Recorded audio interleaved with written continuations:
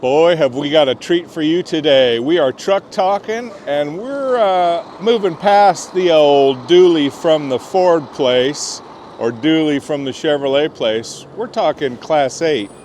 We're talking semi. We're talking when your fifth wheel is so large that buying a little puny F450 like that black one over there just won't work. This is that next level of stuff.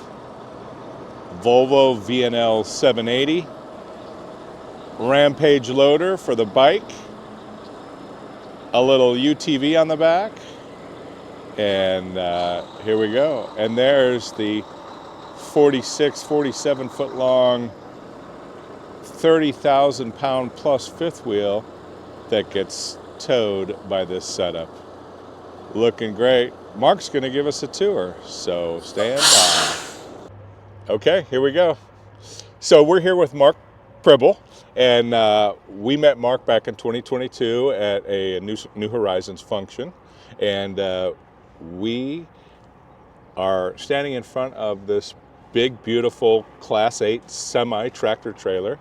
I believe this is what, a Volvo VNL 780? Correct, 2016. Okay, Mark, if you could tell us all about your truck and why you opted to tow and live this lifestyle with this truck as opposed to a little puny F350, F450, F550. Okay, let me start with a story. So we were looking to get into RVing about 6 years ago, almost seven now, and we started looking at coaches. And as we continued to look and kind of look at more full-time coaches that were really built for full-time, we discovered a couple of brands, and one of those was New Horizons. And after talking to some folks, we realized with the size we were looking at and the weight that we wanted a truck that could not only pull that but stop it in an emergency stop situation. So it was funny because we had seen one of these at an event, and my wife said, "Isn't that a little bit overkill?" Well, it turns out it's not. When we went to the first heavy-duty truck rally in the fall of 2019, we talked to a bunch of people that were driving these and pulling New Horizons and other heavy rigs, and it became clear that for us, anyway, this was the way to go. So that's a little bit of the backstory. So we started looking late that winter. We put in our order for our New Horizons coach, and we started looking in earnest at the trucks. I used truck paper to find this one, and we used the RVH Lifestyles guy to be our advisors. Jack Mayer was a great help in that, to be our advisors in our search, and then to ultimately buy and outfit the truck. So maybe we'll just start at the front here and kind of go through all the things that are happening here. So this we just added. This is a herd bumper. It's designed for large, things that would jump out in front of you: deer, elk, moose, things like that. These are actually made in Canada, so I think they know what they're doing in terms of, making Large animals. Large animals, exactly. And the idea is not, eventually you're like any vehicle, something's going to jump out in front of you and you might hit that. The idea of this is to stop it from damaging the radiator and all the key things here and stick you on the side of the road. So will it prevent all damage? Probably not, but the idea is, again, to protect the front end of the radiator. So that's the latest addition. But the truck itself is, as Matt said, it's the Volvo VNL, which means the L is the long haul 780. It's what they call a Generation 2 Volvo, 2016. When we bought it, it had 427,000 miles, which is just not even half of a truck's life. They're designed and built to go about 1 million miles before anything major. So we were pretty happy to find that. We like blue, so we found a blue one.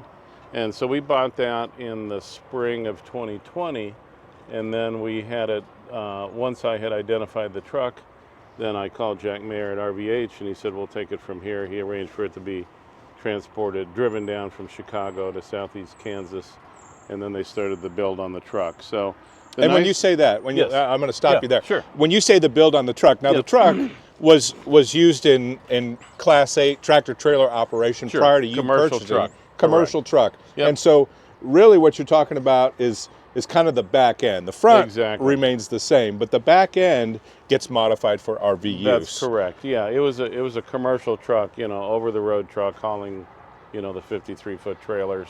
The 780 model is the largest, what they call the sleeper, which is this basically from here back. So of course the seat ends here. This is a 77-inch sleeper. This is a wind fairing, but this is a 77-inch sleeper, and it's also the tallest. So you can stand in there and have that window in the top. Actually, there's a bunk up there. You can have a lot of headroom. There's lots of cabinet space up in there, and in the bottom is what they call a workstation. It's basically like a little dinette in a cafe with 2 benches and a table, and then that table puts down, and you've got the equivalent probably of at least a full-size width bed, but you've got about 7.5 feet long. Wow. The So big guys can be very Shaquille comfortable. O'Neal can sleep in That's it. right. No big deal. He could sleep in there. So He might have his head to foot, and then in the top there's basically a large, like a twin-size bunk, again the same length. So it's pretty cool. Right now because we're full-time on the road, that's become our storage. So there's stuff in there, but Matt, you had a question. yeah, so let's talk about the back end. Now Right. I've seen different customers that use these tractor trailers for RVing, and some of them do what's called singling. So Correct.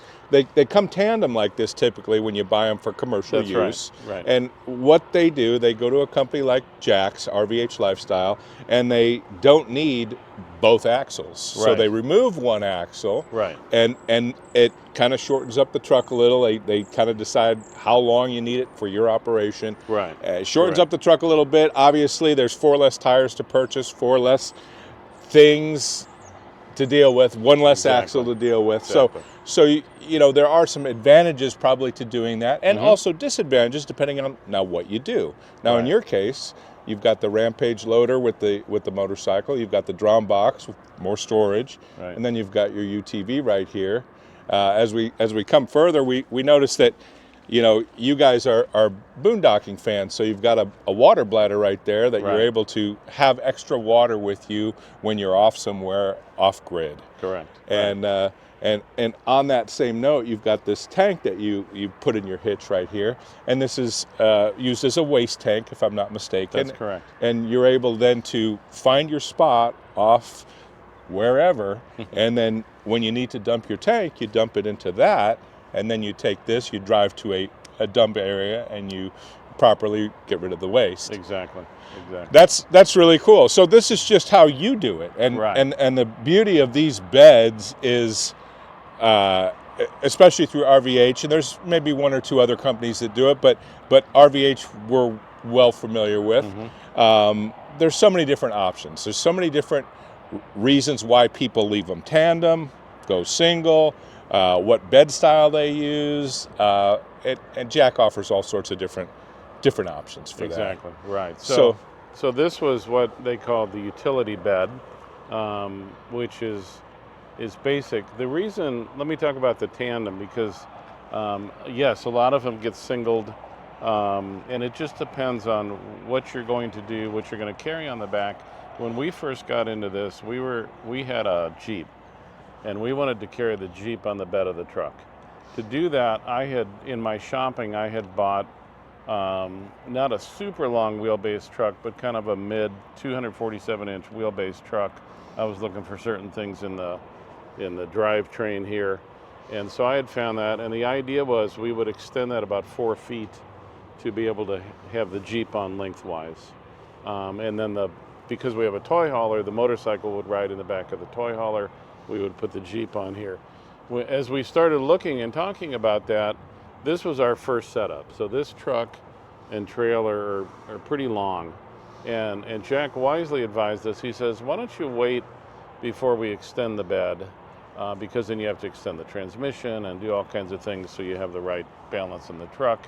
He said, why don't you wait until you get on the road and see, you know, how many times you're in a situation where you would use your Jeep. He said worst case is an interim measure. You could always tow the Jeep behind the fifth wheel. We didn't want to start out that way because, again, we were pretty long and we're learning how to drive all this. So that was actually good advice, because once we got on the road, we decided at one point to go ahead and sell the Jeep. But then we wanted something where we could still off-road, which we really enjoy. So we bought the RZR for that. So at that point, either the RZR or the motorcycle could ride on the bed, and the other one could ride in the back of the toy hauler. So we can put either one of those in the back of our toy hauler. Well, at one point, because we're also full-time, and the back of the toy hauler was my office. We're both still working. It was my office. You know, it became a little bit of a pain sometimes. If we were just going to pull in and spend a week somewhere, to have to unload whatever toy was back there, and then work and then reload it. So we took it back to the RVH guys. They lengthened the bed of the truck about 18 inches, so we can now carry both of those on there.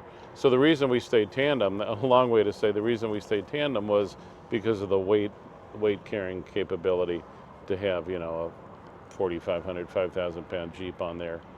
These two things together probably weigh, you know, 2,500, so still some significant weight up there. Yeah, and then you add the weight of your pin on the weight of the pin on your big fifth wheel, and you know, you've got this water bladders, yeah, and that can tanks be 600 pounds. That's 75 gallons. So it adds up quick, and you know, does. again, you've got great stopping power, great brakes. Now you know you have more brakes than you would if you were singled, right? Yeah, because so for us it was the right move. It just makes sense. I err on that side also. I err on the side of I'd rather have a little bit more than I need than not enough. Yeah. So kind of walk around. We'll kind of give you the whole around the truck view. So I want to talk about, because you were talking about braking, Matt. So you know, with the tandems, of course, you got all the brakes.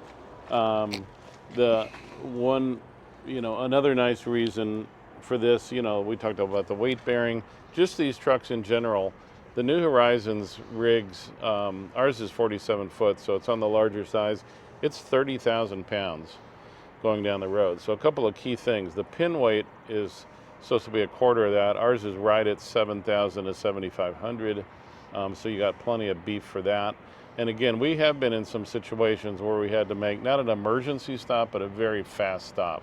And this thing will stand the whole thing on its nose. I mean, it's got brakes that'll get the job done. So different from conventional brakes. These are air brakes all the way around. They're air brakes. And then of course you have probably electric over hydraulic in your fifth wheel. We didn't go to air on the trailer, but again, together, this thing will stop. We were having some issues with our brakes with the 7-pin connector not working, and this stopped us pretty rapidly in a quick stop situation without the trailer. Don't recommend that. No. Together, they'll really do it, and they don't lock up. They just, with air brakes, I don't know the technical part, but they'll just stop the truck. It's not like they're locking up and sliding. Yeah. So one thing we just added, which is kind of cool, these are called crossfire systems. Okay. You know, the key is keeping all your stuff properly inflated. Yep. These connect these two tandems. So they're actually two wheels and tires here. There's this outer one and the inner one. The crossfires connect those together into one basically tank or one tire. Oh, okay. And so they can equalize the air. It's really easy to get access right here. I like it. This little guy is a part of the tire pressure monitoring system, TPMS. So you only need one of those for both tires then? Exactly. So as opposed to we just two. had that done where we had 8 of those things, but now we just have one air up point. You can quickly see if your air is within range here, and of course the TPMS then is picking that up while you're on the road and telling you it's monitoring the both the temperature and the inflation, the PSI of the tires. That's great. I like that. I wonder if I can get that for my F450, because that's one of the biggest pains is filling that inner tire with just proper getting air. to it, right? Yeah, getting to it is a pain. I like that setup. Yeah, I mean, they sell them, and I think they go anywhere from 50 to 150 psi. Now, what is the length of this truck? The length is about 30. 30 feet. Yeah, Okay. it's 30-ish. So, you know, this adds a little bit, but this rides under the fifth wheel overhang, so, and there's plenty of room to articulate, so Okay. it's not like it's running into the thing. Tell us a little bit about the hitch. Now, Yeah. this is a hitch for RVing. This is Correct. This is a standard fifth wheel hitch. Although, when I say standard, it's kind of like the king of fifth wheel hitches. It's I think seems so. to be the most beefy. It's ET hitch. Is that correct? ET. This is an ET senior. The senior just means I think it will handle up to 10,000 pin weight. So we're at 7,500. That's kind of a nice, you know, you don't want to be at the top of any Sure. range like that. This will totally handle us. What's neat about this is it articulates in all directions. So it'll go forward, backward, you know, basically all like this. These things up here keep it from, there's this thing where if you go over bumps on our wonderful roads and bridge connections and stuff, you're doing this. That's called porpoising. Yep. And then the other is chucking. Yeah, this controls that, so to minimize that porpoising. Okay. Because you can imagine if you hit like a bridge connection and your back end started going like this. In this ET hitch right back here, on? there's airbags, right? Correct. And right. and now is that something that automatically fills based on weight, or It you does. manually fill it? No, it automatically. Yvonne, I don't know if you can see down in here. That little doodad is the air, part of the air system. Okay. And so when you get ready to hook up, my wife Jan and I have developed a process. She's the expert on getting the rig ready to go and us hooking up. I'm backing the truck up, but she's getting everything lined up. Once you push the pin box into here, this thing locks in. This lever goes back. There's a pin that comes out in front of that bar, and that's not going anywhere. And then as an extra safety measure, we put a pin down in here to make sure that bar, that it's not going anywhere. And so as soon as then she starts to raise the front levelers and the pin box starts to put weight, this thing starts airing up to keep it at the right ride level. So it's really cool. And going down the road, you can watch it. There's a camera. The RVH guys mounted a camera on here. There's a white stripe which aids in hooking up, and I can watch this going down the road and see what it's doing, which is pretty cool. That's nice peace of And mind. it's got a light on it to light it up, and so yeah, the ETs to me are the premier hitch. Actually, the guy that invented this, Henry Schmidt, we met him at our first heavy-duty truck rally in Hutchinson, Kansas back in 19, and we were sold. He showed us the mechanics, some videos about some trucks that had used it, and to us that was the way to go. So there are other choices, of course. Let me point out a few things on the back of the truck, and this is all part of the RVH build. So this is our 7-pin connector. So that you plug in from the fifth wheel there. That controls braking and lights. This little guy down here is a camera connection. So we have, New Horizons puts cameras on the rig so you can see like the side or the back or different places. And we have a screen in the truck, like a 7-inch screen, where we can see things. So when we're riding down the road, we're seeing the hitch, the 2 outside cameras, and then the back camera on the rig. That depends on your camera setup, but they did leave the air connections here. Those are connected, you know. When the truck was commercial, it would have been an air brake system. If we ever decided to go air brake on the trailer, we could still use these, or you can use these in a utility setting. So you can turn this on and you can air up things using your own onboard tanks. Which is pretty cool. So those are still there for utility. That's good. Yeah, and a key part of the bed builds is you get these great storage boxes. This one carries our ramps for the razor and some connecting things and other kind of tools in there. If, you know, in the trucks that are singled, one of the reasons for that, if a single will will handle what you need to handle, then you can gain a lot of extra cabinet space in there, which is nice for those Sure. applications. We're happy with this. We carry our ramps and the related tools to getting these things up and down off the truck. So. And then, of course, also to compensate for not as many boxes as a single rig would have, you've got the drum box, which any of them can have a drum box. Any of them can have a drum. But so that's a nice storage as well. It's great, yeah. Basically a big outdoor storage cabinet. We opted for an aluminum one. I think today they do, you can probably still get those, but I think they do mostly painted ones. They can do them in any color. We've got some friends that have it painted to match their rig. They look really slick. And there's a lot of storage in there. I think it's 7 feet by whatever that width is, 5.5, and you can get a lot of stuff in there. It's kind of nice to carry things that you're going to use outside and on the road, whatever you want, really. Yeah. It's got shelves, and some shelves go up, so you can have taller space. But that's been a great deal. So one of the things I think, kind of the last thing we should touch on is we've talked about stopping power, obviously these air brakes and the fact that these commercial trucks, they're used to stopping upwards of 60,000 pounds worth of commercial freight. That's right. And now you're stopping half that, right. And that's if you don't have brakes. Your right. RV has brakes. So these things have fantastic stopping power, but we did not talk about what's the engine. Do you know the horsepower, the torque, all of that? The transmission, how does that differ from, let's say, a regular dually that people would have to drive an RV? So the engine is it's called a D13. It's a Volvo engine, and it's got the Volvo I-Shift transmission. Volvos pretty much use their own engines and transmissions. Other trucks might use, Cummins diesels or various engines, but the Volvo engine and transmission will work really well together.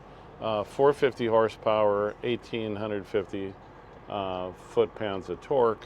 The I-Shift transmission means it's what's called, I think the technical term is an automated manual, which means the computer on the truck is shifting as it needs to shift. The nice thing about it, but you do have a little lever beside the driver's seat that's right attached to the side. And let's say you're in the mountains and you're going up a hill and you're like, I'd like to push down into a lower gear, just one gear down. You can just push a little button on the side and downshift. Sometimes when we're at a stop, the truck typically starts out in 5th gear. It's got 1 through 12. Okay. If we're pulling and it has stopped and it says I'm in 5th gear, I like to push it down to 4 or 3. It's just a little more oomph when you're starting to move 55,000 pounds worth of stuff. That initial inertia. Yeah. To be 4 or 3 just seems to be a little smoother to me. So that's the nice thing. It's doing, the computer's deciding when to shift, but you can also manually override that. So I think 11th and 12th gears are basically like an override. So like an overdrive, like a overdrive. Highway cruising gear. Yeah. So it gets to 12 about 50 miles an hour, and above that it's cruising, and we can cruise it. I like to drive about 62. That's kind of fast enough for me for most road conditions, if you can, if the road allows it. But at 62, it's running about 12 to 1400 RPM. So it's pretty slick. And then speaking of efficiency and RPM and stuff, when you're cruising at 62, 63 miles per hour, just driving down the interstate, what kind of mileage do you get with something like this? We're getting about 8. 8, yeah. I'm getting 8.5 in my 2026 F450. So in fact, we just traveled from Death Valley in California to southeast Kansas here a couple weeks ago, and there was a stretch where we had fueled up, I think in Santa Fe, New Mexico, and we drove then to Guyman, Oklahoma. So Santa Fe is up in the mountains, and there was a lot of this for a third of that trip. And when we got to Guyman, Oklahoma, we fueled up again, and we had gotten 8.1 on that stretch. Oh, wow. So we were pretty happy with that. Anytime you can get 8, I mean, when you're getting what a typical dually gets towing a smaller fifth wheel, I mean, I think that's a win. Yeah, it that's really a win. is. Yeah, we're happy with 8. I mean, it's interesting. The truck keeps track of its lifetime miles per gallon, and it reads on the dash, it reads 7.6. So that's even in its 400,000 miles as a commercial truck, plus ours. Now we do a lot of, because this is it for us, we don't have a daily driver. When we're in small towns, we use the Razor for that, because it's street legal. But this is, this is our daily driver. We go to, we love Walmart because of the big parking lots, and we can get this thing in there. But it might get a little bit better. We've never been in a situation where we were in a place for a long time where we checked the mileage just not hooked up. But 8 overall, we're pretty happy. We were happier when diesel was $3.30 a gallon a month. We all were happier then. Anyway, well, thanks, Mark, for showing us your truck. We really appreciate it. This has been great. And if you like more of this type of RV content, truck talk content, please feel free to like and subscribe to our channel. Thank you very much.